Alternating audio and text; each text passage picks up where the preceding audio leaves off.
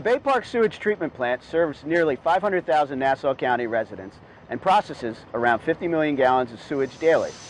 Flooding from Superstorm Sandy devastated the facility. As the plant is repaired and rebuilt, we are providing a temporary solution to handle all of their dewatering needs using Charter Machine's polymer systems and belt filter presses. This equipment has excellent dewatering capabilities. Charter Machine sludge dewatering solutions are also critical to many other facilities across the U.S.